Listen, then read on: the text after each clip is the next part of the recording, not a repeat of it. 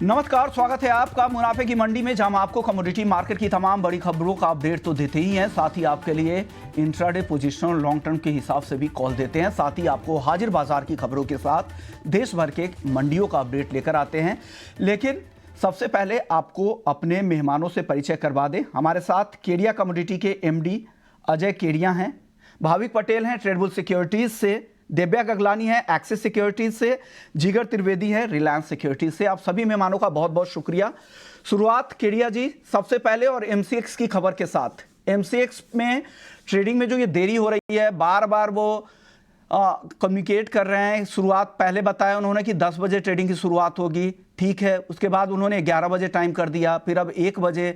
बार बार बदलाव क्यों कर रहे हैं? पूरे दिन का कोई अपडेट क्यों नहीं देते? और कोई ऑफिशियल कम्युनिकेशन करने के लिए, कम्युनिकेट करने के लिए उनके कोई स्पोक्स पर्सन भी नहीं आ रहे हैं। क्या हो रहा है सर? आप लोगों को क्या बताया गया है?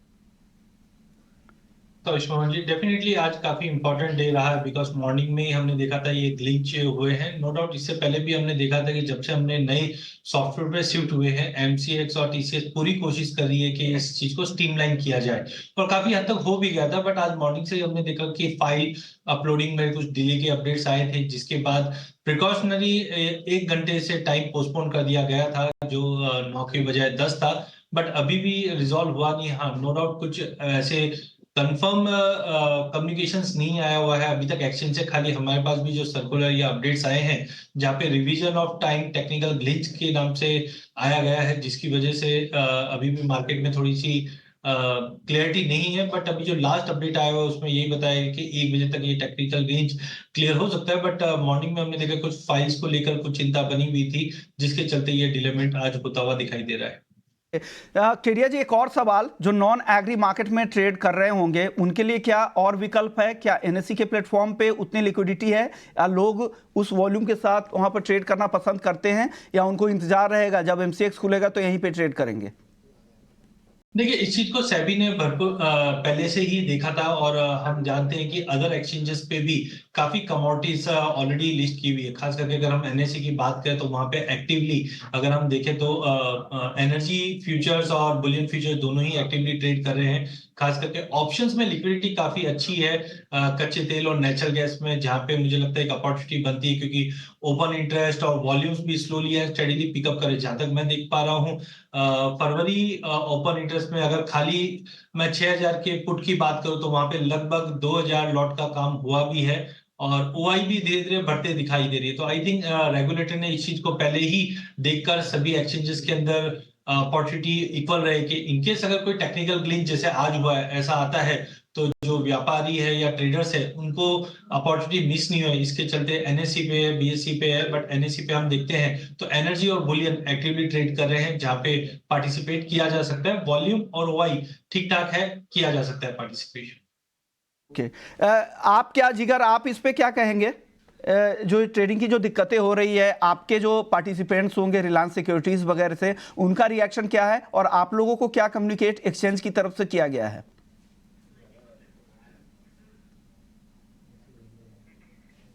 जिगर, आपसे मेरा सब चलिए, जिगर नहीं है, यही सवाल भाविक आपसे होंगे। आपके पार्टिसिपेंट्स वगैरह का रिएक्शन क्या है, और आप लोगों को क्या एक्सचेंज की तरफ से बताया गया है? क्या कम्युनिकेट आप लोगों को किया गया है? गुड मॉर्निंग विश्वमोहन जी। जैसे केडिया साहब ने बताया, आई थिंक जो कम्युनिकेशन एमसीएक्स से हुआ है वो वही सर्कुलर ही हुआ है, और उधर कोई ऑफिशियल पर्सन आया नहीं है। बट जो सर्कुलर है वही है कि पहले अगर 1 घंटे हम देखें तो 9 से 10 बजे का, और उसमें लिखा था कि टेक्निकल इश्यूज है। फिर बोला था कि टेंटेटिवली 11 बजे, और अभी 1 बजे, और उसमें रीज़न दिया है कि जो फाइल की क्लियरिंग है उसमें प्रॉब्लम आ रहा है। हालांकि ये हमने थोड़ा सा पहले भी देखा था कि जब एमसीएक्स जो मून लाइट से टीसीएस में आए तो थोड़ा बहुत इश्यू रह रहा था। बट आई थिंक ये थोड़ा मेजर इश्यू है। ऑल्दो हमारे क्लाइंट्स अगर हम देखें तो उनको थोड़ी दिक्कत आ रही है, क्योंकि वो लोग अच्छा है कि कल मार्केट में, कल और आज के दिन अगर देखें तो कोई major gap up gap down नहीं है, तो उसकी वजह से एक्सपेक्टेशन था कि मार्केट फ्लैट ही होगा। अगर मार्केट में कोई मेजर मूवमेंट आता है तो उनके लिए, इन्वेस्टर्स के लिए और ट्रेडर्स के लिए थोड़ी दिक्कत हो सकती है। बट अभी तो फिलहाल कोई कंप्लेन नहीं है क्लाइंट्स की तरफ से, थोड़ी बहुत दिक्कत जरूर से आ रही है। टीसीएस का प्लेटफॉर्म है, नया प्लेटफॉर्म है, 16 अक्टूबर से इस प्लेटफॉर्म की शुरुआत हुई थी। एक्सिस सिक्योरिटीज में भी कुछ सेगमेंट में, जहां तक मुझे नॉलेज है, एक्सिस सिक्योरिटीज भी टीसीएस के प्लेटफॉर्म को यूज कर रही है। क्या टीसीएस के प्लेटफॉर्म को लेकर कोई दिक्कत तो नहीं है? आप क्या कहेंगे दीपक अगलानी, आप इंटरनल चीजें जानते होंगे, आप इस पर कुछ कमेंट करना चाहेंगे? Good morning Vishwamohan ji. Good morning. अगर मैं इक्विटी की बात करूँ तो इक्विटी में तो कोई प्रॉब्लम नहीं है, अच्छे से सब चल रहा है। मेन जो प्रॉब्लम आ रहा है वो एमसीएक्स के एंड से है। तो अभी टेंटेटिवली कम्युनिकेशन आया हुआ है कि 1 बजे तक चालू हो जाएगा। तो हम लोग एक्सपेक्ट कर रहे हैं कि वो टाइम तक एक्सचेंज स्टार्ट हो जाए और जो भी ट्रेड्स है वो वापस से ट्रेडिंग स्टार्ट हो सकती है। केरिया, जब आखिरी सवाल इस मुद्दे पर आपसे मैं ये जानना चाह रहा हूँ, आपका अनुभव क्या कहता है, क्या वजह हो सकती है? देखिए, टेक्निकल ग्लिच एक ऐसी चीज है कि कभी भी हो सकती है, ऐसा नहीं है कि कोई प्लान करके कर रहे हैं। लेकिन मुझे लगता है कि डेफिनेटली पिछले अगर हम 4 महीने से 5 महीने देखें तो चाहे टीसीएस हो चाहे एमसीएक्स हो, भरपूर कोशिश की जा रही है। बट आई डोंट थिंक इतना क्यों इसमें समय लग पा रहा है, और आज उसी का रिजल्टेंट हम देख रहे हैं कि बैक टू बैक नई डेडलाइंस बनी है। बट आई थिंक रेगुलेटर भी और एक्सचेंज भी इस पे अपनी चिंता रख रहे हैं और कोशिश कर रहे हैं कि ऐसा जो हम इंटरफेस है उसको और कैसे इंप्रूव किया जाए। बट आई थिंक ये रेगुलेटर जैसे नए एक्सचेंज दूसरे एक्सचेंजेस पे भी परमिट कर रखी है, तो slowly and steadily I think एक विन विन सिचुएशन बन जाएगी। बट टेक्निकल ग्लिच है, आई कांट से कि कब जल्दी रिजल्ट हो, बट आई थिंक जल्द होने की उम्मीद है। चलिए, तो ये एमसीएक्स को लेकर अब तक का अपडेट यही है कि 1 बजे से यहाँ पर ट्रेडिंग की शुरुआत होगी। देखते हैं क्या दिक्कतें होती है। जब एक्सचेंज की तरफ से सफाई आ जाएगी पूरी तरह से तो हम इस और पूरी डिटेल्स आपके सामने लेकर आएंगे। लेकिन चलिए आगे बढ़ते हैं। हालांकि एमसीएक्स पे ट्रेडिंग तो नहीं हो रही है, लेकिन इंटरनेशनल मार्केट के हिसाब से अगर किसी को गोल्ड और सिल्वर में ट्रेड करना है, भाविक पटेल, तो आप क्या सलाह देंगे उनको? आज क्या करना चाहिए?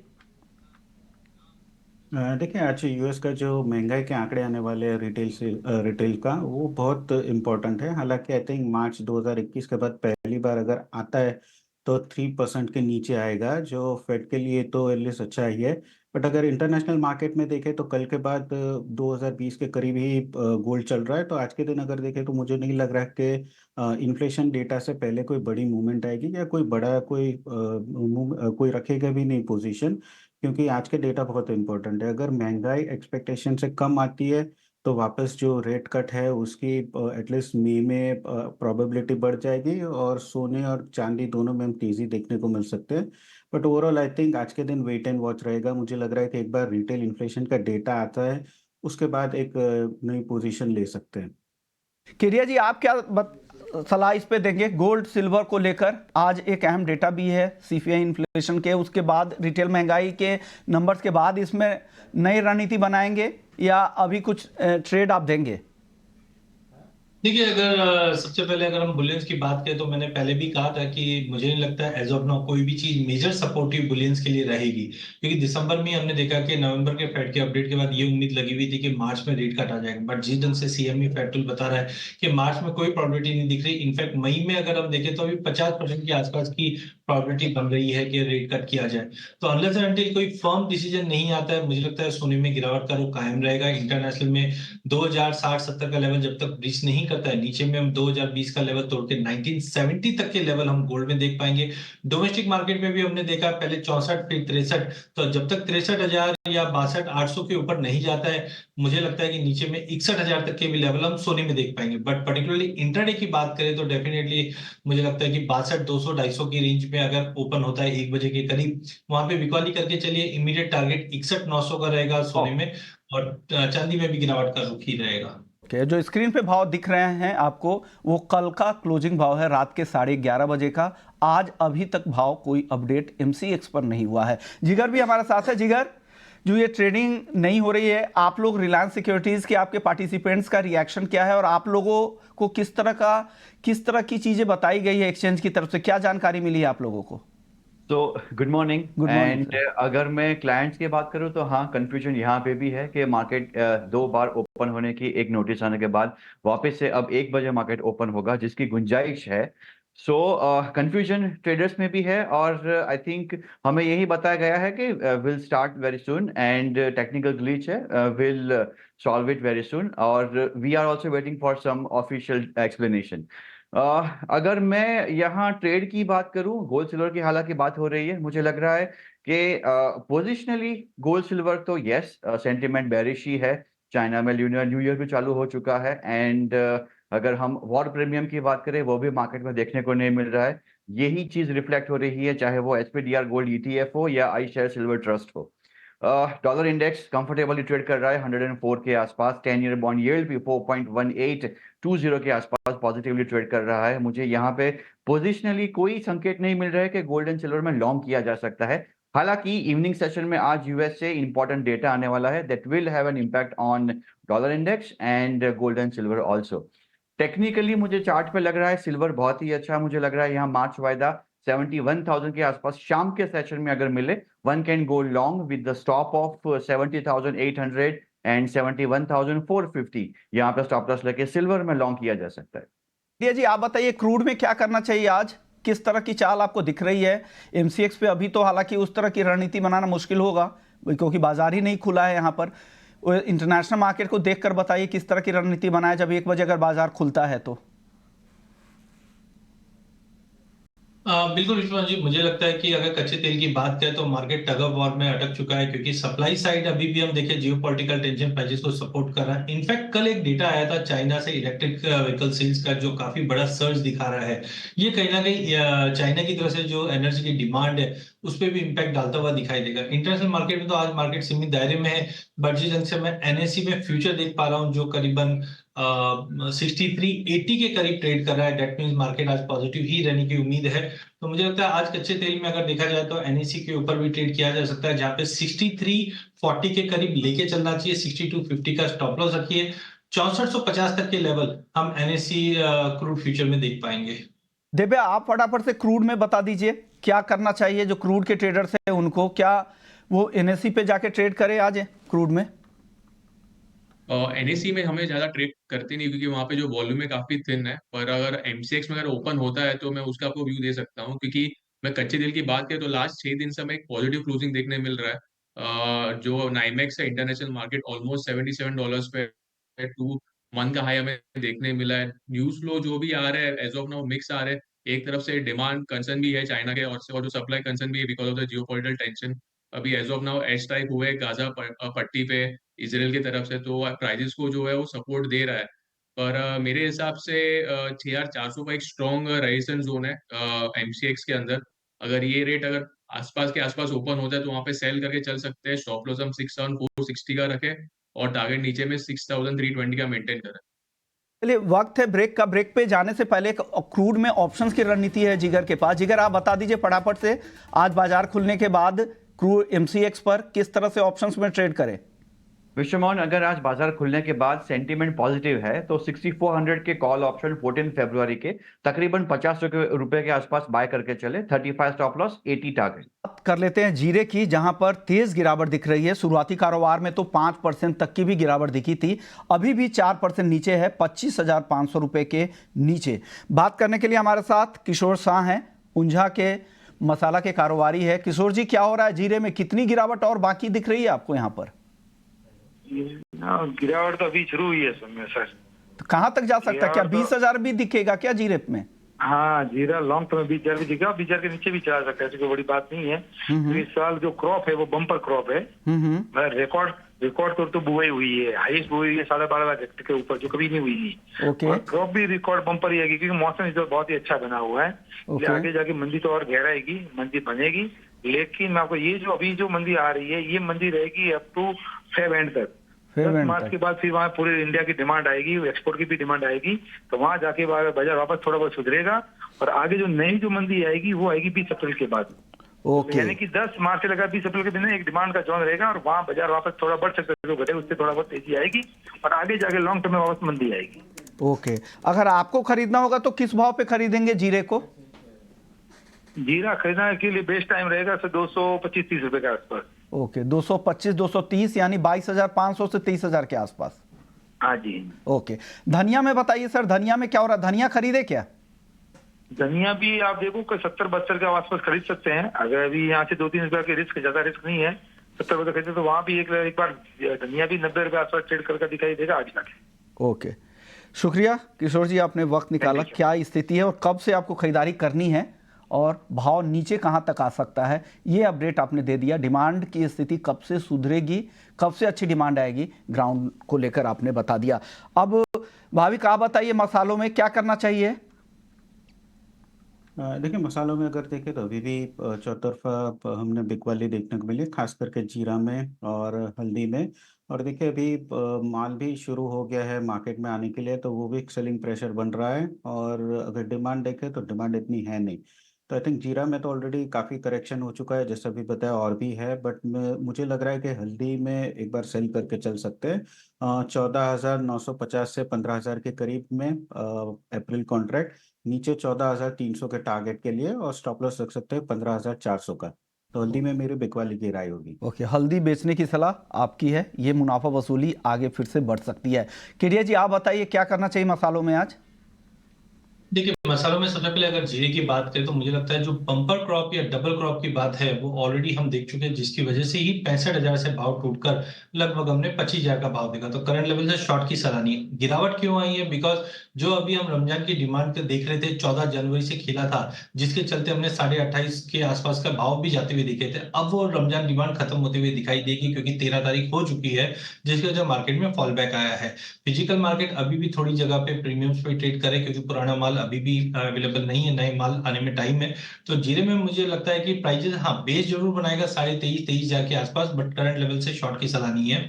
धनिया मुझे लगता है कि अच्छी बेहतरीन कमोडिटी रहेगी, क्योंकि क्रॉप साइज काफी कम है। आज के सेशन के इंट्राडे में बाई कीजिए 7520 में, 7450 7450 का स्टॉप लॉस लगाइए, 7650 का टारगेट रहेगा। करंट लेवल से लॉन्ग टर्म भी बाइंग की जा सकती है। लास्ट अगर हम हल्दी की बात करें तो हल्दी की स्विंग में भी इस बार कमी है, यील्ड में भी फॉल है, जिसकी वजह से काफी अट्रैक्टिव बन जाता है। जीरे के फॉल की वजह से हल्दी में भी हमने थोड़ी बहुत गिरावट जरूर देखी, बट करंट लेवल से मुझे लगता है टेक्निकली हार्मोनिक पैटर्न बना है, जो एक संकेत देता है तेजी का। तो मुझे लगता है करंट लेवल से 14,650 पे लेके चलिए, 14,380 का स्टॉप लॉस रखिए, 15,200 का टारगेट अगले 2 से 3 सेशन में हम हल्दी में भी देख पाएंगे। ग्वार में क्या लग रहा है? ग्वार में हल्की रिकवरी की कोशिश हो रही है केडिया जी। आज 5200 के नीचे अभी भी है, लेकिन और 9,900 के आसपास ग्वार गम है। यहाँ पर क्या हो रहा है? क्यों तेजी थमी हुई है वायदा में? अब में पिछले 2 महीने का एक ट्रेड हमने नया ये देखा है कि शुक्रवार और सोमवार को हमेशा मार्केट टूटता है। नो डाउट कैश क्रंचेस है मार्केट में, इलेक्शन है सामने, जिसकी वजह से भी इंपैक्ट रहता है। और कैश क्रंचेस की वजह से मार्केट एक दायरे में, आप उठा के देख लीजिए, 6 महीने के अंदर हमने 5100 के नीचे क्लोज होते हुए नहीं देख पा रहे, ना ही 5500 के ऊपर सस्टेन कर पा रहा है। तो आई थिंक मार्केट एक दायरे में ही ट्रेड करता हुआ दिखाई देगा। अगर मार्च वायदे की बात करें तो आज 2-3 सेशन के लिए 5230 पे लेके चलिए, 5150 का स्टॉप लॉस रखिए, 5400 तक का एक पुल बैक छोटा रहेगा गवार सीट में। गवार गम मार्च वायदे की अगर हम बात करते हैं तो 10,000 के लेवल पे लेके चलिए, 9860 के स्टॉप लॉस से 10,480 तक का एक रिट्रेसमेंट मिलेगा। बट गवार कॉम्प्लेक्स अभी भी एक सीमित दायरे में रहेगा। फरवरी एक्सपायरी के बाद 20 तारीख के बाद से हमें लगता है थोड़ा बहुत सपोर्ट मिलना चालू हो जाएगा, बट कैश क्रंचेस की वजह से मार्केट एक दायरा है, उसी में एज ऑफ नाउ ट्रेड करता हुआ दिखाई देगा। ओके, तो ये भी ग्वार को लेकर है। चलिए अब बात कर लेते हैं फटाफट से मेटल में। मेटल में आज कहाँ मौके दिख रहे हैं आपको जिगर दिन में? तो बेस मेटल्स में अगर मैं कॉपर की बात करूं, अगर 708 709 के आसपास मिलता है, मुझे थोड़ा बहुत यहाँ बाइंग मोमेंटम बिल्टअप होता दिख रहा है टेक्निकली चार्ट पे। एंड फेब्रुअरी कॉन्ट्रैक्ट 708 पे लॉन्ग किया जा सकता है, 705 का स्टॉप लॉस, 714 715 के टारगेट के लिए। गगलानी, आपको क्या पसंद है मेटल्स में आज के लिए? बेस मेटल पैक में कल हमें एक अच्छी रिलीफ रैली देखने मिली थी, जो पिटाई देखने मिली थी हमें लास्ट मंथ में। उसके बाद तो एक्सपेक्टेशन है कि आज जो शाम को डेटा है सीपीआई का, अगर वो कूल डाउन होता है 3% के नीचे आता है, 2.9 का फोरकास्ट है, उससे नीचे आता है, तो मे बी एक सपोर्ट मिल सकता है बेस मेटल को लोअर लेवल पे। तो कॉपर जो है 705 के आसपास आता है, तो वहाँ पे बाई करके चले। स्टॉप लॉस हम 701 का रखे और टारगेट ऊपर में 710 का मेंटेन करे। एल्यूमिनियम भी अच्छा दिख रहा है 200 के आसपास, वहां पे बाई करे अगर ओपन होता है तो वहां पे अराउंड। और स्टॉप लॉस है 198.5 का रखे और टारगेट ऊपर में 202 का मेंटेन करे। ओके, तो कॉपर एल्युमिनियम खरीदारी की सलाह आ रही है। अब आप बताइए भाविक पटेल, आपको क्या पसंद है मेटल्स में? मुझे भी कॉपर ही पसंद है। आई थिंक काफ़ी करेक्शन होने के बाद अभी थोड़ा बहुत शॉर्ट कवरिंग आ सकता है, हालांकि अपसाइड भी लिमिटेड रहेगा चाइना की मार्केट की क्लोज की वजह से। बट अगर आज ओपन होता है और 705 के करीब मिलता है तो 701 के स्टॉप लॉस से मैं भी बाय के रिकमेंड करूंगा। ऊपर मुझे लग रहा है 710 से 712 का टारगेट आ सकता है। यहाँ पर से 10 सेकंड में बता दीजिए केडिया जी, आपको क्या पसंद है मेटल्स में? बेस मेटल में मुझे लगता है कि जिंक में बाय कीजिए, यहाँ पे एक हार्मोनिक पैटर्न बना हुआ है, 207 पे बाय कीजिए, 205 का स्टॉप लॉस रखिए, 211 का टारगेट रहेगा। कॉपर में भी रिट्रेसमेंट है, 712 के टारगेट के लिए लिया जा सकता है।